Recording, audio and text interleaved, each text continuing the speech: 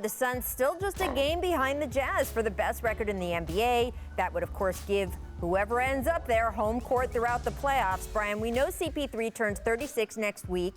He has a $44 million player option this summer. DeAndre Ayton, Mikal Bridges, all rookie extension eligible. So is right now the best chance for Phoenix to make a run? You know, they've got so many good young players. I don't want to, narrow it to say they have to win now or they won't win it. But when you look around the league, I don't know the health status of the Nets and Lakers as we get into the playoffs. I know that the Clippers and the Jazz haven't proven it yet. The Nuggets are banged up.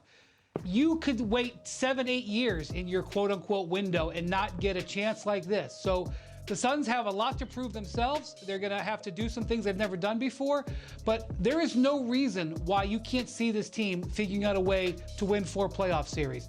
And that should be motivation enough for them to go all for this, even though it's going to be first time around for quite a few of their players. Yeah, I think for Chris, this is Chris looking out the window. That's the window of opportunity for them. They got 2 years to do it before Chris becomes a free agent. And he's playing amazing basketball. We thought he was dead, or a lot of people thought he was dead when he was playing for the Thunder. And now he's making Devin Booker take his game to another level. Ayton, all these young guys, they needed somebody like this. And he should be talked about for MVP. I know he's averaging 16 points and maybe his assists isn't leading the league, but it's the most valuable player, and his value to this franchise who hasn't been in the playoffs in 12 years is amazing. So I see them having a 2-year window with Chris Paul.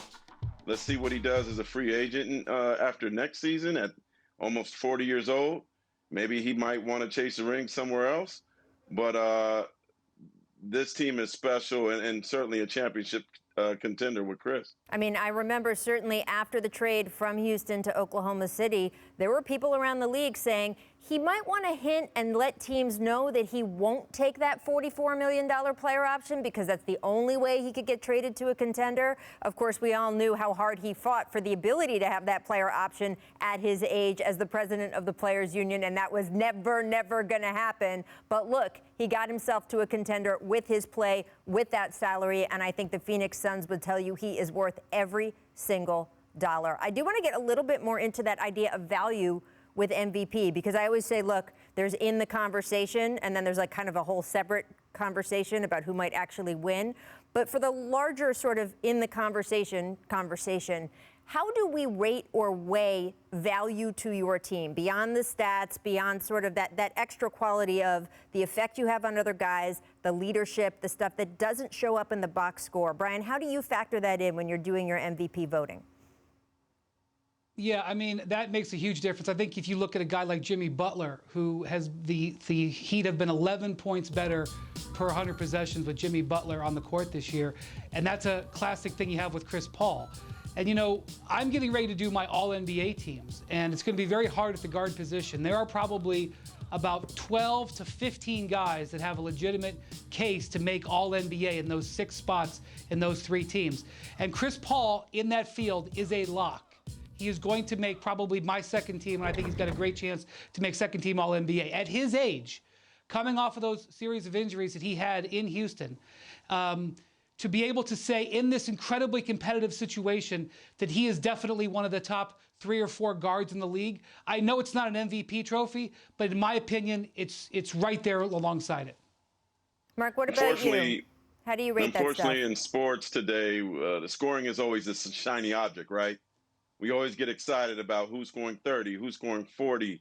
And so if you weigh that, no, Chris won't be MVP. But I implore the voters to think deeper than this.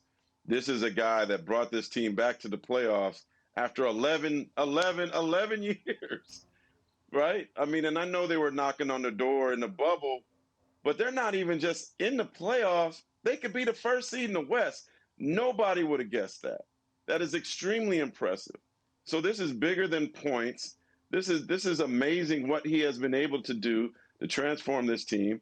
And we should probably be talking about Monty Williams for Coach of the Year as well. Absolutely. I mean, it's just such an interesting conversation, right? Because there are the guys who are leading their team is a contender. The team obviously has great players around that guy, and the numbers are off the charts.